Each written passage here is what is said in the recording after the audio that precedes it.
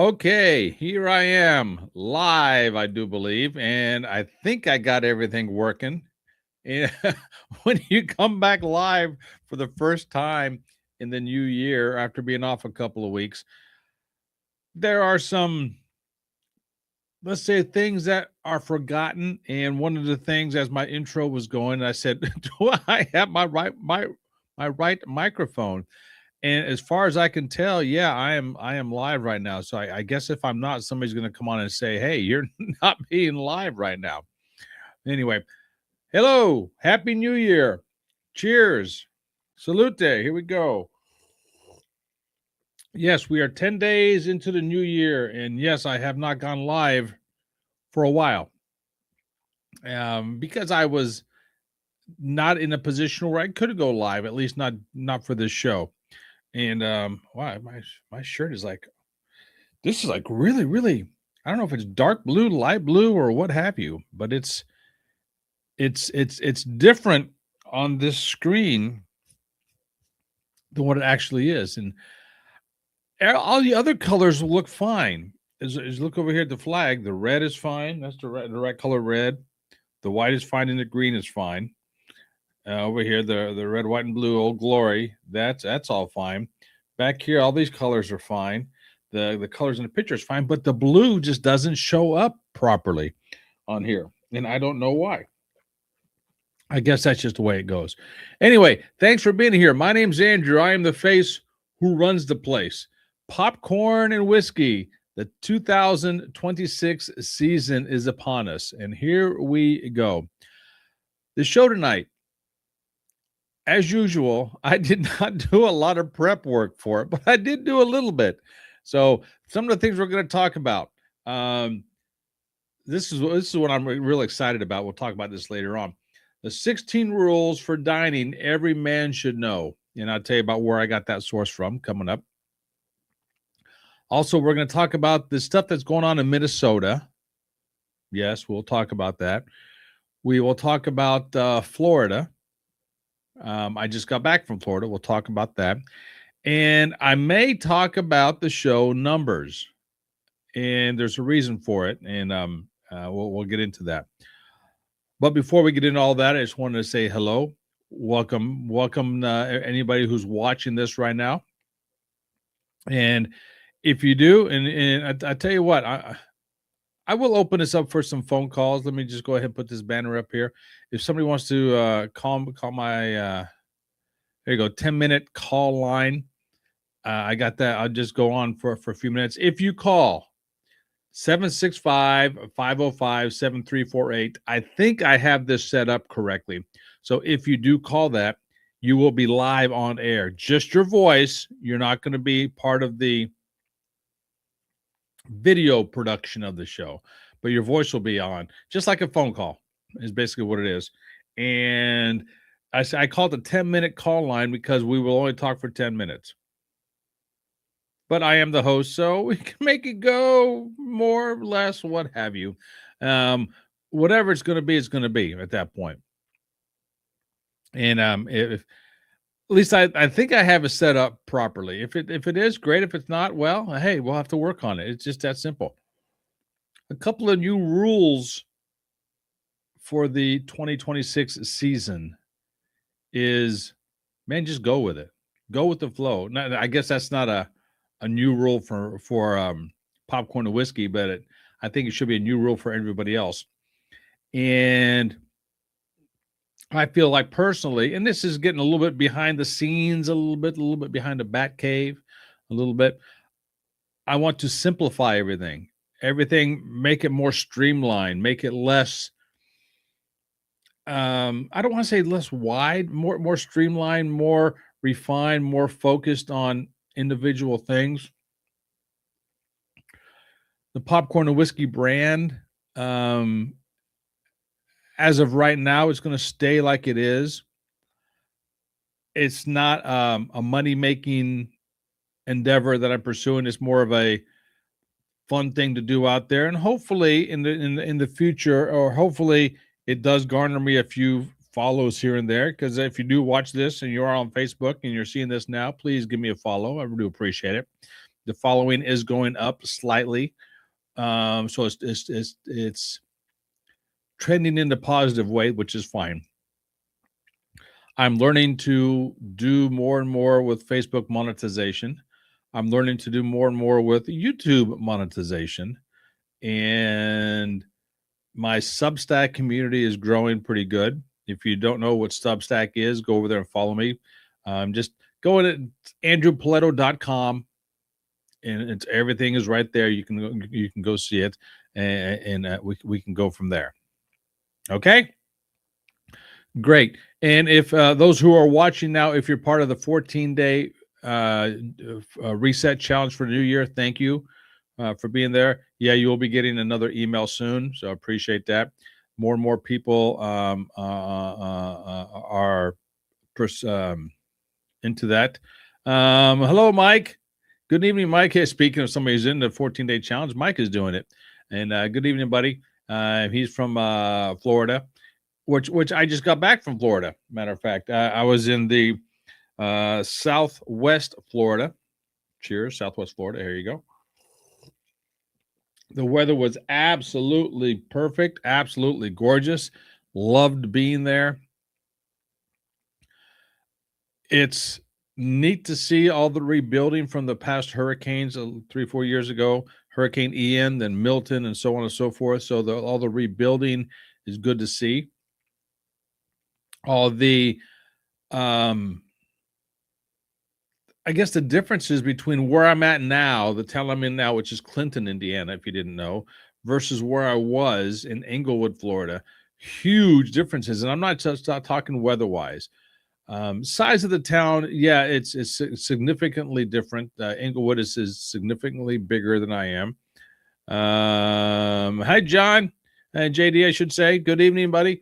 You've been a busy boy today from your emails or your post. I guess you're moving today. So, and we need to talk, my friend, and not tonight. You're busy. I might have something that you might be interested in. And and if you didn't catch the beginning, I am refining everything in my life, making it less cluttered isn't the right word, but what's a good word for it? If it's not less cluttered, less what is that? Oh, okay. It's just an optical illusion. I'm looking. I have a window right in front of me here with the reflection of something behind me. It didn't look right, so that's why I had to go back there. So yeah, JD, you and I will have to talk. I might have something for you, and we'll just leave it at that. Okay. So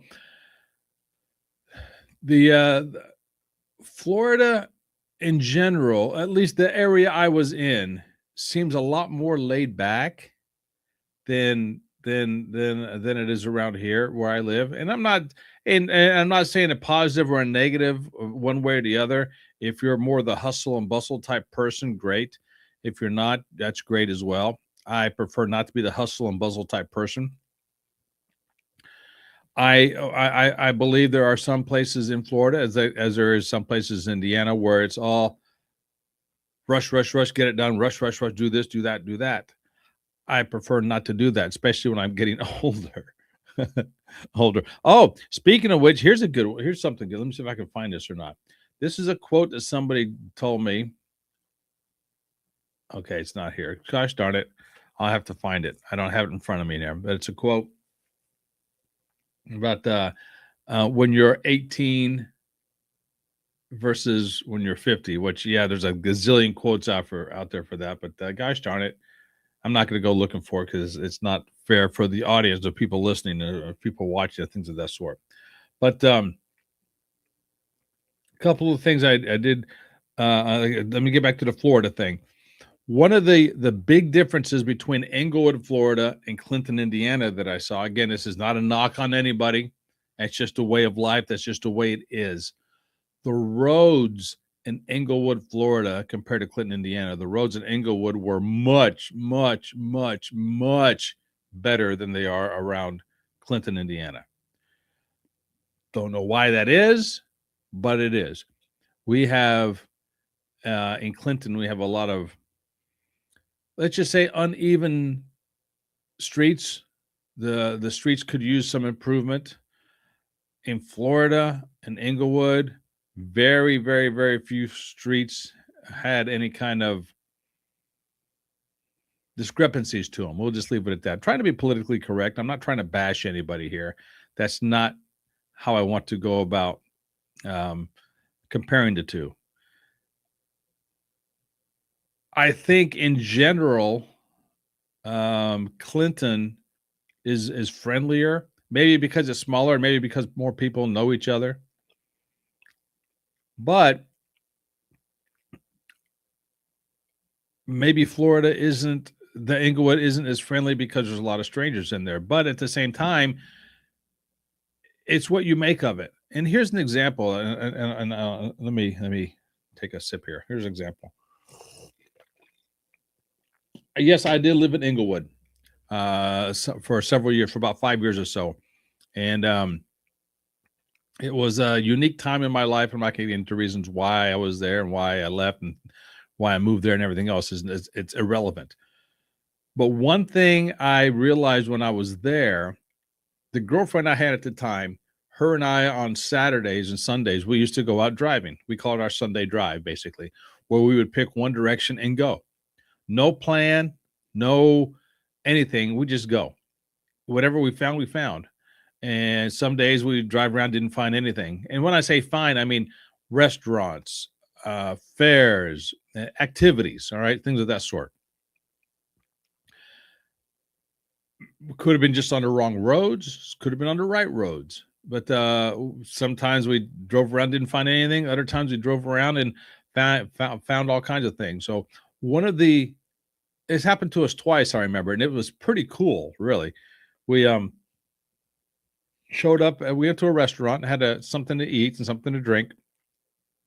Started talking to another couple at the bar. We usually sat at the bar if there's a space available. If not, we'd find another table. Usually we sat at the bar and we started talking to folks. And you could get a lot of great, and I mean great discussions talking with folks just by saying hello, how you doing, blah, blah, blah. And we did that a couple of times. One time we were invited to a wine tasting at that bar. But we weren't anywhere near there, so we weren't going to go back in the middle of the week, put it that way. But it was quite fun to be there. Another time, this is always something fun to do if you've never done this before. Go around to different subdivisions. At least where we're in Inglewood, it was all kinds of stuff there, and subdivisions, and go look at houses being built. I love doing that. Just look at the layout of the houses, the construction houses, walk through them. Is this something you want? It's more of like a dream building thing. But anyway, we were out in the middle of nowhere, my girlfriend and I went, and we saw this huge house being built. I mean, this was massive, 2-story, which is very rare in Florida. 2-story, massive house. It was in the middle of construction, but there's no doors or anything on there, so you can walk in and look around. As we were doing this, the owners of the place pulled up. Like, holy shit, how are we going to get out of this? And hope they don't think we're trying to steal anything. My phone's going nuts over here, and I don't know why. It just every 30 seconds or so, every minute or so, it just clicks on. It lights up. No notifications, no anything, so I don't understand why. I'm trying to figure that one out. I haven't now. But we were at this house walking around, and the owners pulled up. And I laid some sort of BS on them, like, we're looking to build a house and we're trying to get ideas and so on and so forth. So the lady takes my girlfriend and starts showing around the house, and me and the guy are shooting the shit, talking about the garage and the area he's in, and of course we're talking about sports and things of that sort. And pretty soon they said, "Hey, we got a couple of bottles of wine in the car. You want to drink wine with us?" And we said, "Well, that's not right. I mean, we're not here to do that. It's your wine, and everything else." They said, "No, we want you to." So we had a couple of bottles of wine with them. It was great. We had a good time. Now, can I find that house now? No, because this was 15 years ago that we did this. So I know the area it was in, the approximate area, but I couldn't tell you the house anymore because, again, by now it's obviously it's finished by now. But it was pretty cool when you start talking to folks that way. So the whole point of me saying all this which wasn't planned. The whole point of me saying all this is go out and enjoy yourself. Go out and this is something that I don't do much anymore like I used to. Go out and talk with people. Go out and get out of the house. I'm saying that as I'm sitting here behind the microphone, doing a live stream on a Saturday night. Go figure, one of those kind of things. Oh, by the way, if you didn't know, yes, I have my popcorn here. There you go. I got my popcorn here. So popcorn and whiskey. Breaking all the rules of live streaming. I'm drinking and eating on air. So there you go, man. All right. So, I don't have this in front of me now, but the last time I was on, I did an Andrew trivia. We have to go back to that so I can give you all the details and all the answers. And we do the Andrew trivia coming up. Okay.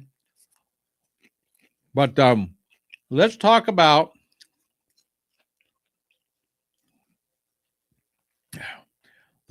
Minnesota, about the incident that happened in Minnesota this week. I'm not going to mention any names. One, because I forgot the name, and two, because I think it's silly to glorify somebody who was trying to attack law enforcement officers. Or not trying. She did attack law enforcement officers. Yes, I said it. Get over it. When you try to run over somebody with your car, you are attacking them. It's just that simple, folks. If you're gonna f around, you're gonna find out.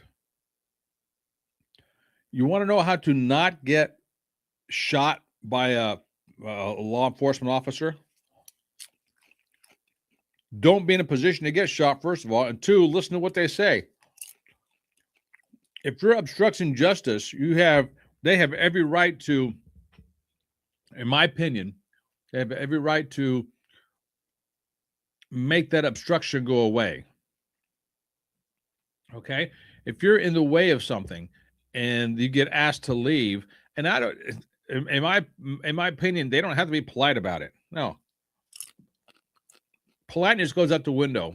If they're doing something that's their job, they being law enforcement officers, if they're doing something that's their job, and you're in the way, excuse my language here, but fuck that shit. Them being nice. No, get the hell out of the way. Law enforcement officers are way nicer than I can ever be. I see them very polite, very respectful. Get out of the way, please. Please get out of the vehicle. Please move your vehicle. Blah, blah, blah. No, get the F out of my way. That's what I would say. First of all, you should not be there at all. If there is something going on that requires law enforcement to be there, you as a civilian should not be in the way. Then people say, yeah, but it's my rights, my tax dollars. I can be there to watch. Yeah, you can. Absolutely, you can. But there's going to be consequences. So why? Why get in the way? Would you like it if somebody got in the way of your particular job so you couldn't do your job? No, you wouldn't. Why would you want to impede somebody else from doing their job? Get out of the way. Let the people do their job. Because that's all they want to do is do their job. They're not looking for any confrontations. They're not asking for anybody to get involved. They just get out of the way. And when it's all done, thank them. Hey, officer, thank you for being here. Hey, thanks for doing what you need to do. If you see an officer on the street, officer of the law, or Leo as they're called, law enforcement officers, and I don't care what branch they are, say hello to them. Say, thank you for doing what you're doing. I'm not saying to buy them lunch or anything of that sort. I mean, if you want to, go for it. Why not? But they got a job to do just like you have a job to do.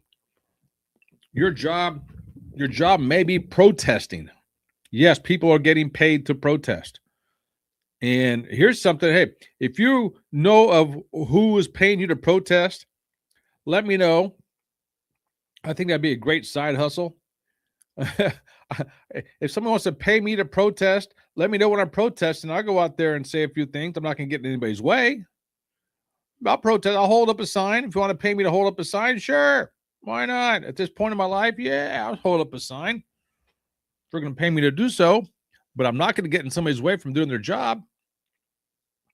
That's dumb. That's silly. It's like I'm a teacher. If I used to be a teacher at a high school level, it's not a secret. I talked about it here. Used to be a teacher. If you're going to protest in front of school, first of all, you're an idiot for doing so. But second, don't be protesting in the school and keep me from getting into my classroom. That's what basically you're doing if you're protesting on the street, impeding the officer from doing what they need to do. Speaking of that, why is it so important for you as a freaking protester to want to not make your city, your area safe? Why do you not want it safe? What's wrong with you for not wanting it safe? If I had law enforcement officers around my area making it safe, now I don't have that issue around here. I live in the middle of nowhere, and my surrounding neighbors, who also live in the middle of nowhere, we all know each other, so it's pretty safe where I live in terms of no one's going to do anything out of the ordinary around here. But let's say there were officers around here trying to keep the peace, so to speak. Why would I want to get involved with that? Why would I want to get in the way of that? Same way, if something's burning, would you get in front of the firefighters to make it so they couldn't put out the fire? No. Why? Because if you did, you'd be an idiot. So cut it out. Don't put yourself in a position to do something and nothing's going to happen to you. You know how to, 2 ways to not get law enforcement on your bad side. 1, stay out of their way. 2, listen to them. Listen to them. And I guess a third thing, don't do anything illegal. You do those 3 things, guess what? Law enforcement officers are probably never gonna get in your way or approach you or anything. Okay, so this person in Minneapolis, my opinion. Now, first of all, no one should be. Well, I shouldn't say that. I think there are some people that deserve to be, what was it called, unlived, right? In that situation, I don't want to say she shouldn't have. She put herself in a position where, yeah, she was making a threat. You make a threat to a law enforcement officer, the officer has every right to unload their entire clip in you. That's my belief. Absolutely, that's my belief. And I said this before, and I'll say it again.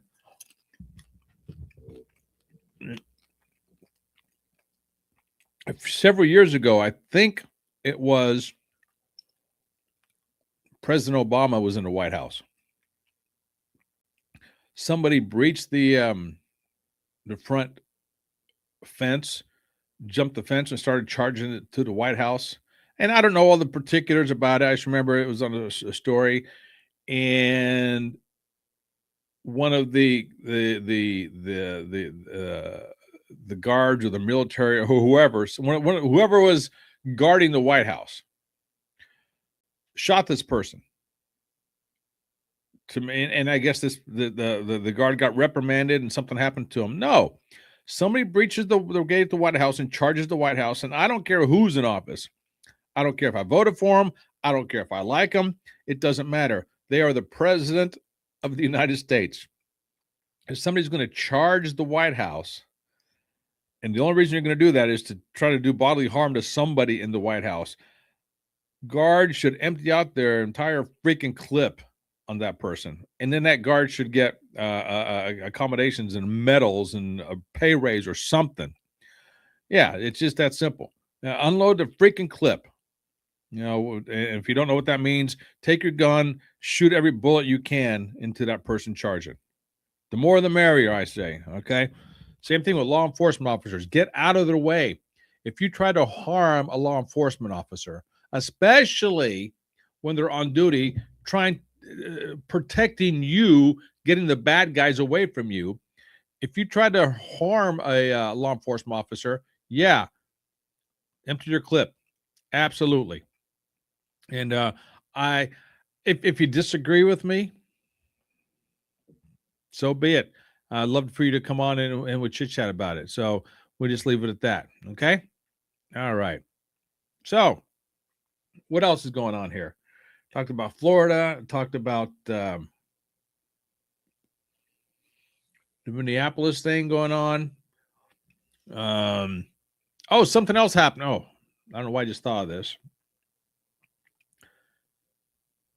NFL.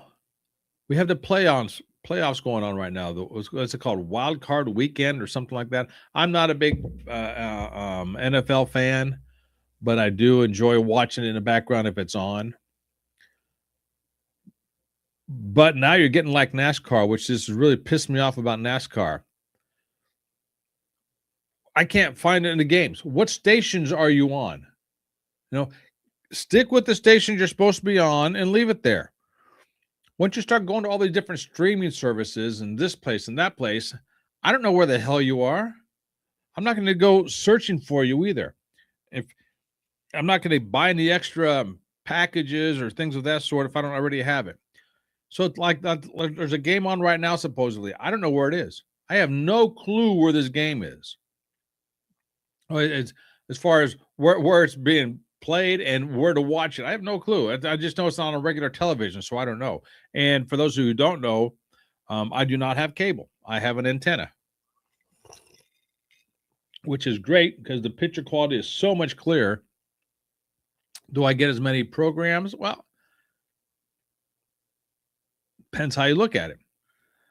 If you have Roku, which I do, there are all kinds of channels on Roku. Now I get the regular, and we'll get into that in just a second here. I get all the regular stations. I get the NBCs, CBS, ABC, Fox, PBS, which I don't really watch too much, but PBS. And then each one of those have different sub channels. Now, around where I live right now, yeah, there's not a whole lot of options. The sub channels aren't that great, so to speak. Because I'm actually in between two different markets. So the antennas need to be pointed different ways to pick them up, actually between three. On a real good day, I can pick up Indianapolis if my antenna is pointed that way. Now, the house I was in Florida, my parents' house, they're actually able to pick up stations from Tampa and stations from Fort Myers. And it comes in crystal clear. When I say crystal clear, we're talking HD quality. This is over-the-air television. It's called OTA TV. Crystal clear quality. So at that house, they have two different ABCs, the Tampa market and the Fort Myers market. Two different CBS's, NBC's, CBS's, Fox, PBS's, and each one of those has several different substations. Also, a lot of those stations, or I shouldn't say a lot, I know of two, if not three, have their substations are their local radio stations. You get any kind of music. This is a radio, like a little radio to listen to in your car. Like that those channels come through on the radio, on the television, which is great. So if you like a certain channel, when you listen to it and you're driving your car, you can now get that on TV as well. Just turn on your TV and just listen to the radio stations, which is great.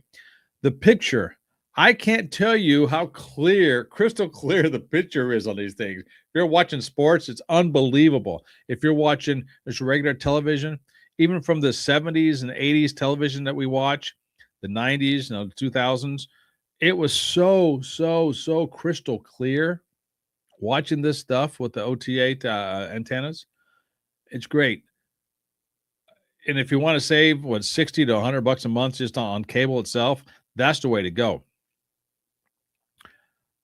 On top of that, because I have Roku has I'm guessing 1,000. I don't know. I never count them, but I guess 1,000 live stations as well. Yeah, a lot of these are older television programs, if you will, but you're not going to be at a loss or a lack of something to watch.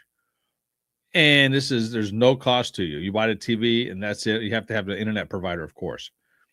For the over the air television, you don't need that, believe it or not. But with the Roku, so I've been on this kick on the television show Numbers. If you've never seen it, it's great. It's about two brothers, one of them being an FBI agent, the other being a mathematical genius. He's a professor. He's at Cal State, I think it is.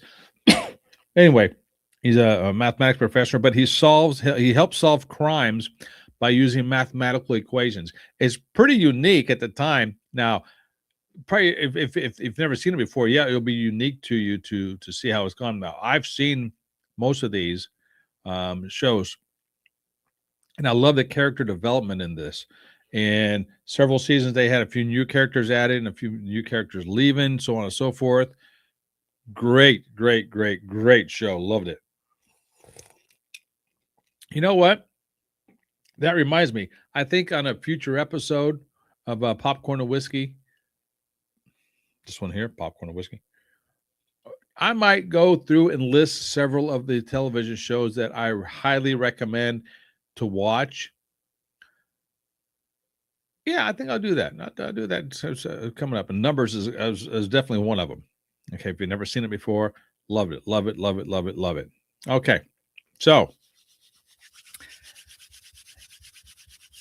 this is going to be interesting to say the least. Okay, so Esquire magazine. Yes, Esquire. I guess Esquire online, Esquire.com. They have something, and I don't know when this was written. I'm not seeing a date. Oh, I guess it was December 1st. Okay, December 1st, about a little more than a month ago. The 16 rules for dining out every man should know. The 16 rules for dining out every man should know. Okay. All right. And I don't know what kind of order they put these in. I'm not going to read the pretext getting into it. Don't really care. This is just the 16 rules for dining every man should know. All right, here we go. Dress for the occasion. Rarely is anyone overdressed, and it's much better than being underdressed. That is a huge one right there. If you're wearing a jacket and tie to go out to McDonald's, which I do not recommend McDonald's, by the way. By the way, have you seen Minneapolis? Oh, if I wasn't already not going into fast food, I'd boycott McDonald's right now. But Minneapolis has a sign on McDonald's saying, no ICE agents allowed in. We do not serve ICE agents. You know what? You can kiss my butt.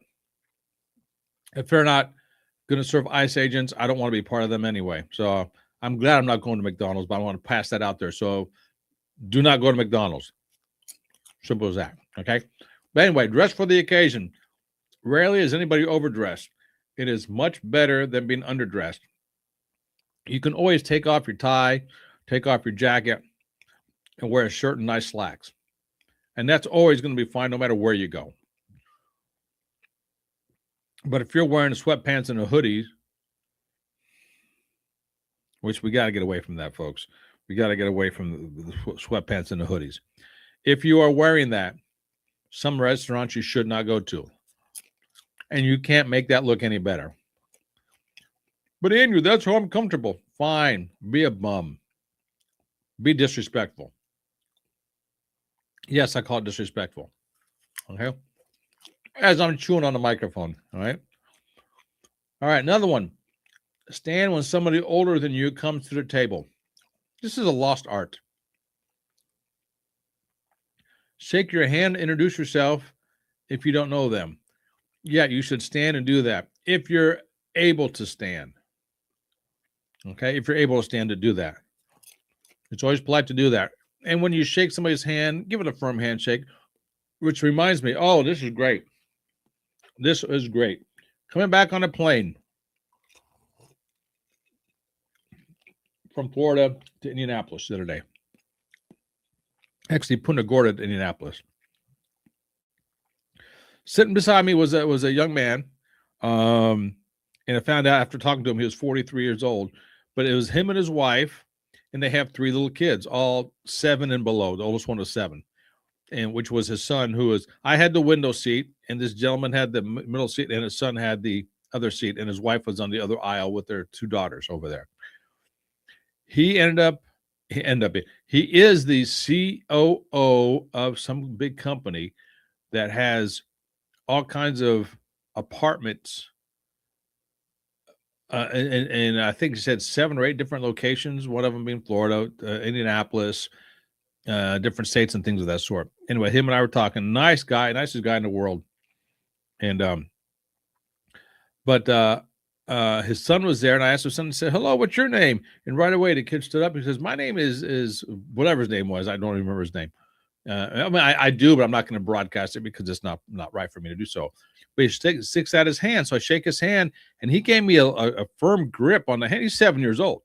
Firm grip on the hand. I go, "Oh, nice to meet you, such and such. My name's Andrew." "Well, hello, Andrew. Hello." Very cordial. And then the kid went back to playing his game on his phone or something like that. I looked at his dad. I said, "You did it right." He looks at me funny. I said, "You taught your kid how to shake the hand properly and how to engage on somebody with being cordial." He says, "Yeah." He said, "There's one thing I'm trying to instill on all my kids is how to properly shake a hand." You'd be surprised how many people don't do that properly. And him and I got to talking. Yeah, I'm teaching them you don't want to grab somebody and shake their hand like a vice, but you want to have a decent firm handshake. And it was like a 7-year-old kid did it, no problem. So that I appreciate, and it was great. So him and I had a great conversation. Nice guy, again, nice guy. And him and I were talking, and I know we're getting off the subject here, but he was talking about, and I told him what I do on the fitness top fitness strategies for fitness over 50. I work with guys and everything else over 50 years old. And he was saying how, oh my God, he's got a snow alert. We're going to have a snow tonight. How a lot of the guys I work with were former athletes who need to get back in shape and blah, blah, blah, blah, blah. So he was telling me about a basketball league he's in. And because he used to be a high school and a little bit in college basketball player. I guess from what he was saying, he's pretty good. He says he's 43 years old now. He still plays on several pickup games. He says he's starting to get injuries. His knee hurts a little bit. His ankle's getting hurt a little bit.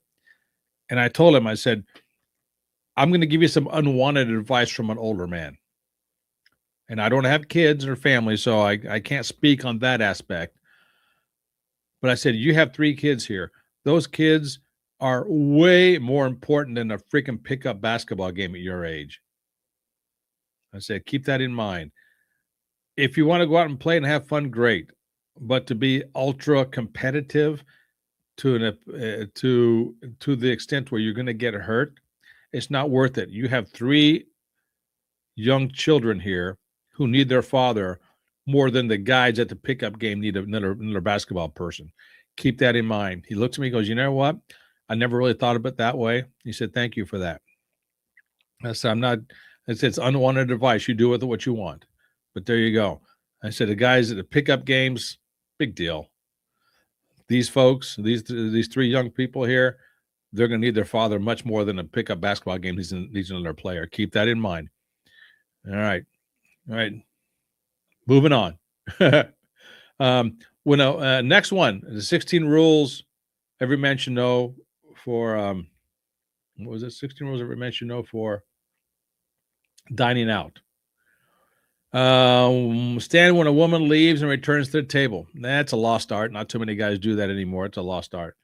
Pull out her chair before she sits. It's the chivalrous thing to do. That's going above and beyond right there. But you start doing that, you'd be shocked.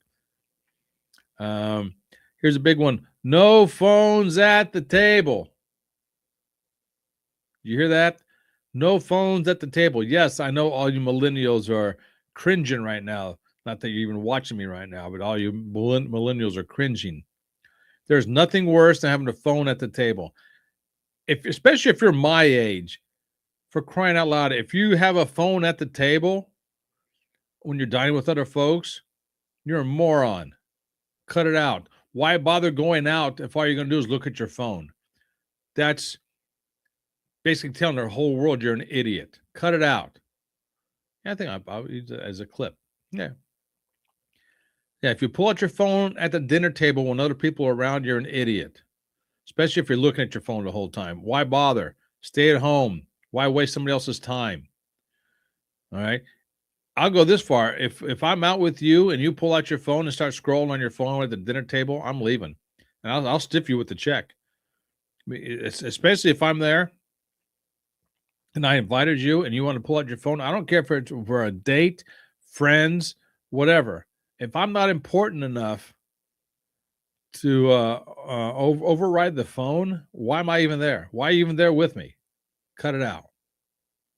All right, I can get on that high horse all day long. No elbows on the table. Pretty much, yeah. You don't want to put elbows on the table. Self-explanatory. No hats at the table. Especially if you're more on the fine dining places, don't wear your hat at the table. And yes, I'm Mr. Hat. I love wearing hats. I wear hats all the time. One, it keeps my head warm. When you don't have any hair, there's nothing keeping the heat in, especially in the wintertime. You want to wear a hat. Another one, put your napkin on your lap.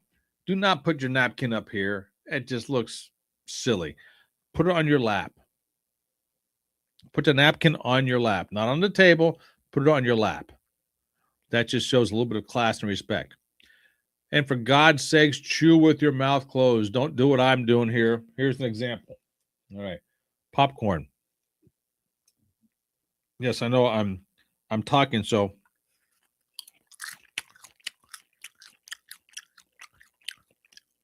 pretty disgusting, huh? Yeah.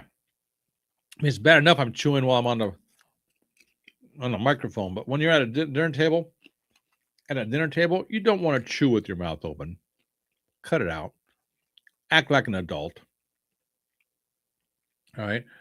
And also, let's see. And don't speak with your mouth full. Everyone already saw your meal when it arrived at the table. We don't need to see it again in your mouth. There you go. Keep that in mind. Here's one. If somebody asks for salt or pepper, that's right, John, stuff our parents told us. That's right. If somebody asks for salt or pepper, so for instance, if somebody asks for the salt, pass them both. Pass the salt and the pepper. Somebody asks for pepper, pass them both. Even if they ask for only one of them, this ensures they're together if someone asks for them later. Also, taste your food before you season it. That's a huge pet peeve of mine. If you have to salt your food before you eat it, you are consuming too much salt. Period. End of story. Taste your food first, then add salt or pepper to it. I'm at the point now where I never add salt to my meal. I'll put salt when I'm cooking. Now, granted, I don't go out much. Very rarely do I go out, and if I do, very rarely do I put any salt on anything. But that's a whole different ballgame there. Okay. Do not dominate the conversation. Give others a chance to chime in. Yes, I've been around several times, several people who just talk and talk and talk and talk and talk, just like I'm doing now. But it's my show, and I don't have anybody else to talk to, so it's me. So give other people a chance to talk. Another one here. Don't blow on hot food. I don't know about that so much. I do not like to put hot food in my mouth. It burns my mouth. I don't like that. Soup especially. Yes, I will blow on soup to cool it off. And they're saying here you should not do that. Okay. I don't know why you shouldn't, but according to Esquire magazine, you shouldn't. Leave it that way. All right. Here's another one. Transfer butter to your plate before you spread it on your bread. Let's keep the communal butter clean, please. Okay. Interesting. I never thought of it like that, but I guess you should do that. Again, transfer butter to your plate before you spread it on your bread. Makes sense. Okay. No slouching. Yeah, if you're gonna be laid back like this, cut it out. Use your silverware to bring the food to you. That's what it's there for. Yeah. So in other words, I guess they're slouching over the table. No slouching over the table. You bring your silverware to you. You bring the food to you with your silverware. Which reminds me, there is a certain way to use your knife and fork. Do not use them like a caveman spear chucker, like this. There's a certain way to use a knife and fork. It takes 15 seconds to understand how to do that. If you're not properly using your knife and fork, learn to do it. There's 1,000 different videos out there to find. Go to YouTube and say how to properly use your knife and fork. Even if you think you're doing it correctly, go over there and look. That is a huge pet peeve of mine. Especially if I go out on a date with a young lady, or now I guess it's an older lady, if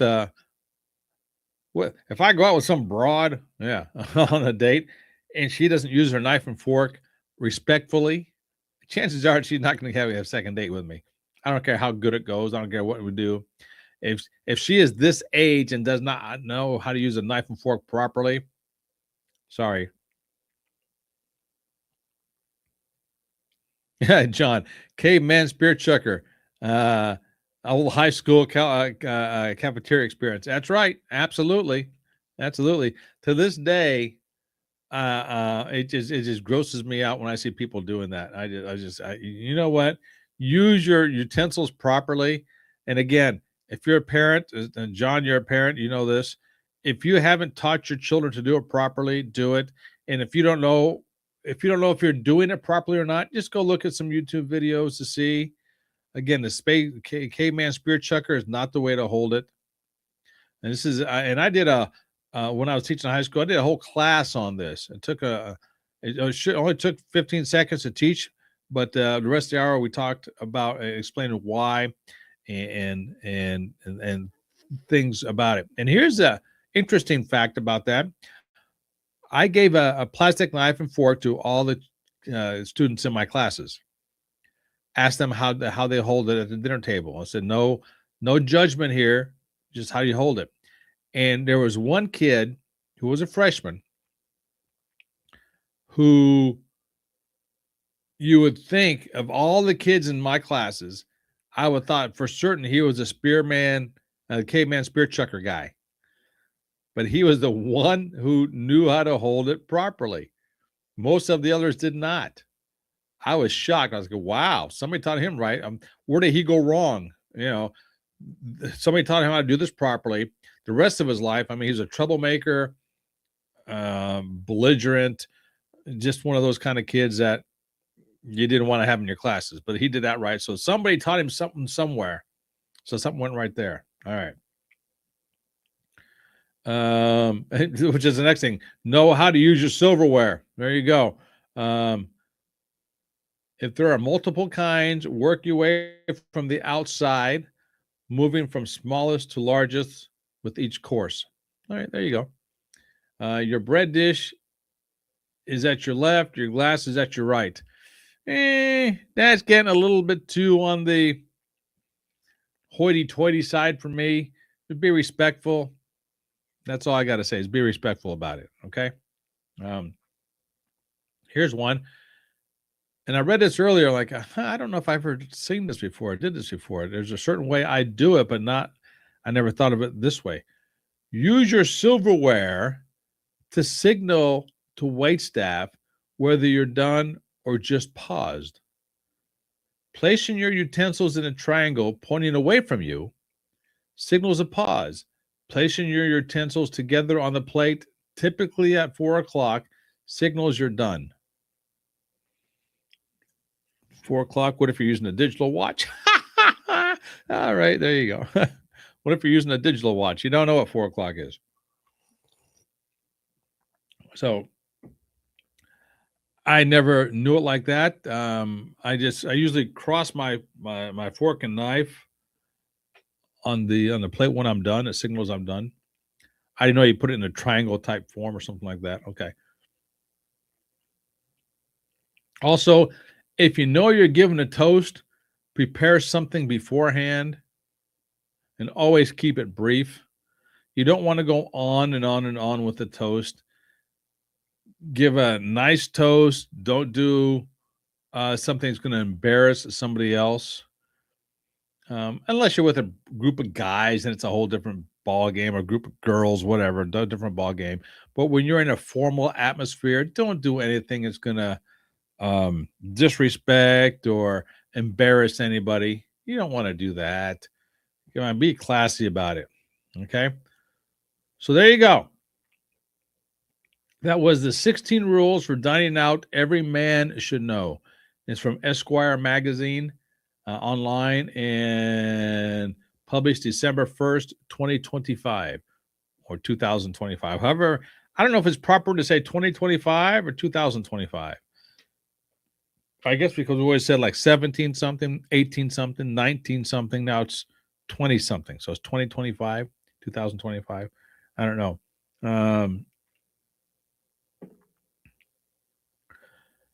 John, the only toast that should be long is the best man or father of the bride at a wedding. I don't know if I'd agree with that. It should not be long. And I've had the honor and the privilege of being best man at 4 different weddings. 4 weddings. The first one, I was a horrible best man because I didn't know what I was doing. No one ever taught me to do anything. And if they did, I didn't listen. So yeah, and I'm not going to mention any names. I apologize for the folks I did it for. I was a horrible best man. I did it. I did a toast and everything else, so it's not a worries about that. For the last time I was being a best man, man, I was the best man on the planet. I knew what I was doing at that point, and I understood the role. I understood what needed to be done and how to do it and why it was being done. So yeah, you want a best man? Give me a holler. I'll fulfill that with no issues whatsoever. You will have the best man ever at that point. I went from being horrible to being great, and it took me 4 tries, but I got there. So, which brings up another issue for when I do, when that does happen to me. I have so many guys that I can ask to be the best man. I don't know how to go about doing it. You know, I really don't know how to go about doing it. Um, I'll save that for another time as well. One of those kind of things. Now, and before you get your hopes up, there's nothing in the near future. It's gonna merit me asking you to be a best man. So if you're out there watching right now, relax, breathe. Ain't gonna ask you for a while. All right, we'll leave it at that.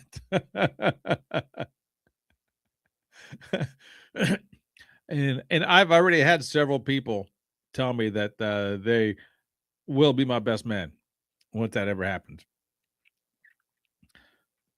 I have 2 in Italy's already told me that they've already decided they're my best man. There you go. I've had several United States already decided that. So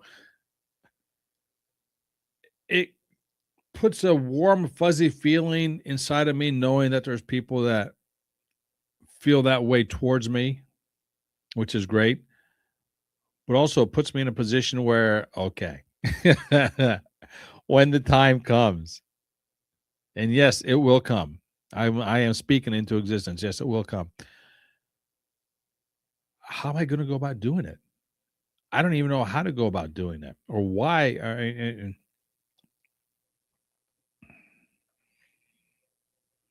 I don't know.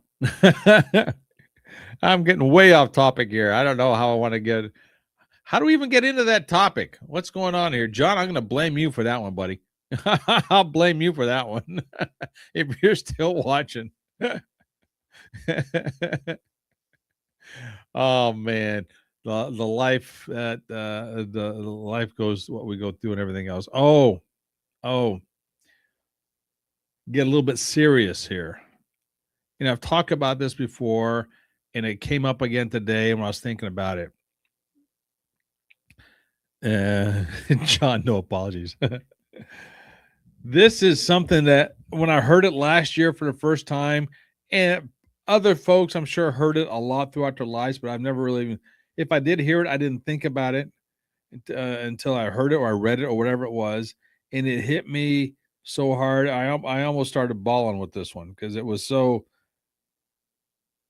I don't want to say sad, but it was so real, and it was emotional for me, and I don't know why it was, but it was. If you have 5 close friends, 4 close friends, 3 close friends, whatever, but they used the number of 5 in this scenario. Of those 5 close friends, of those 5, whoever those 5 are, one of them will never witness or never have to see any of his friends' funerals. One of them will witness all of his friends' funerals. One of them will have all of his friends at their funeral. One of them will have none of their friends at their funeral.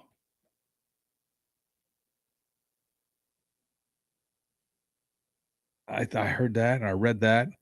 Like, wow, that's heavy. I never thought about it that way. And it always brings me back to the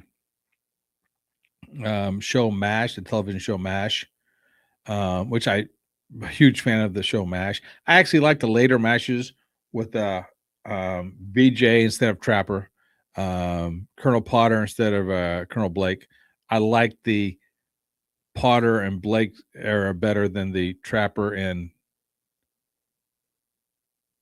uh, the BJ Honeycutt and the Potter era better than the Blake and the Trapper era. I'm not disliking the other ones. I just like one better than the other.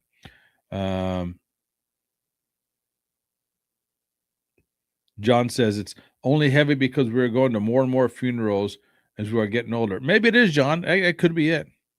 It could be it. I'm not getting into the MASH story another time. It's irrelevant. I remember about 10 years ago, I'm going to Indianapolis from Clinton with my sister and brother-in-law. We're going to some function over there. And we stopped at a gas station, a convenience store type thing I call it the potty break between Clinton and Indianapolis. Get a cup of coffee or something to drink and so on and so forth. As I was getting coffee, there was a group of guys sitting there, older guys, and we're talking older. They're all in their 80s, something of that sort. And I said, hello, hi, gentlemen, blah, blah, blah. They said hello. And however reason, we struck up a conversation, whatever it was. And one of the guys said, well, today's his birthday. One of the guys said, well, today's such and such birthday. I'm like, really? It's my birthday as well, which it was. It was my birthday. February 20th, by the way, is my birthday. And I said, all right, hey, are you celebrating with all your friends? What does John say? What is this? Romeo's real old. I guess I don't know what that means. Romeo's. You have to explain that one to me. I don't know what the Romeo's mean, real old. And I said, oh, you're here celebrating with all your friends? And the other guy says, no, he's not. We're just here. All his real friends died on him already. I was like, wow. We all started laughing. Like, that's sad. But then I started thinking about it. Like, well, maybe they're right. Maybe his old friends, all his real close friends died. He's one of the last ones. Now, I think back about it. It was John, Romeo's really old men eating out. I've never heard that term, John. I don't know if I like that or not. Really old men eating out. I don't know if I like that. Yeah, I gotta give that one some thought.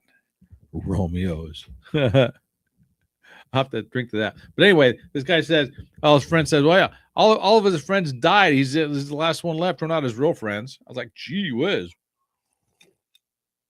Of course, at that time, we all started laughing. But now I'm thinking back, and it could have been my scenario that I put up. He could have been the last of the guys who, and none of us friends will get to be at his funeral. One of those kind of things. John, there was a group of guys. There was a group of old guys that used to eat out at Arby's every Sunday after church, and they made up the names. All widowers. Wow, that's unique. That's unique to see several old guys who are all widowers. I was thinking about this the other day when I was with my mom because she's a widow, and so several of her friends are now widowed, and we were talking about all the different people when her and Dad used to go to Florida all the time, all the different couples that they were hanging out with, and so on and so forth. Of all the ones we were talking about, I would say a majority of them, the wife is still alive. All the husbands have passed on.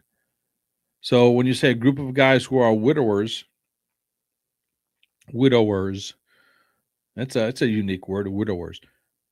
You don't see that very often. Interesting, huh? Anyway, now we're getting too heavy and too deep. Wow. Let's get back to the fun and frolic that we have going on. Well, I talked about everything I was going to talk about tonight, and it was back when John said it was back when I lived in Nashville. I didn't know you lived in Nashville, the country music place on the planet. John, maybe you can help me out with this because I've never been to Nashville. I mean, I drove through there, so I can't say I've stopped anywhere. But I was told that if you go to any karaoke bar in Nashville, or any place that's having karaoke, or however you want to phrase the term, that it's almost like going to a concert because there's so many great singers in Nashville, people who want to make it big, and they're there to hone in their skills, and hopefully they are there to have some sort of producer or director or music person hear them and see them. That it's like going to a concert at any place you go over there. Is that true? Do you know? Do you know about that, John? Is that did you go out at all or did you do stuff like that? I mean, I used to be in the karaoke world, so I know it. So I understand how that all works. Again, my karaoke was mediocre at best.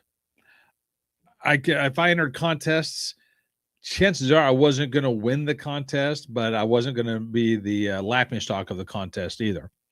One of those kind of things. But so I was well entrenched in is that the right word? Entrenched in the karaoke world when I was in Inglewood and a little bit here in the Clinton area, Clinton Terre Haute area. Did a few times in Indianapolis, but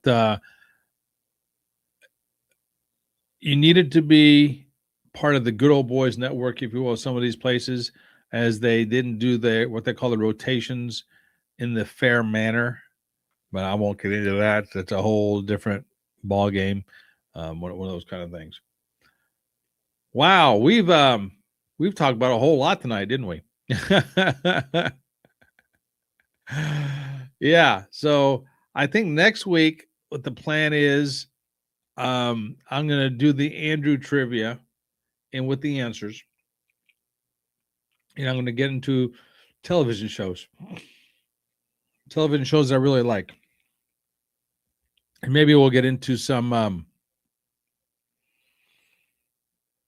monetization things here on online, side hustles, if you will, monetization techniques for different things online. So we'll just leave it at that. So tell you what, for now, it is going on 10 o'clock my time. It's late. I need to refill my drink. It's about empty. And see, it's about empty. And we'll go from there. Okay. My name's Andrew. I'm the face who runs the place. Popcorn and whiskey. Oh, wait, before we go. John, Nashville karaoke is definitely good stuff. Almost like a concert. There you go. All right. That's right. That's what I've heard. So we'll leave it there. Okay. The face who runs the place. Thank you, John. Good night, buddy. You too. I'm out of here. Andrew, Top Fitness Strategies. Until next time. Popcorn and whiskey. When you have several shows, you got to remember which one you're doing. Popcorn and whiskey. So until next time. Ciao.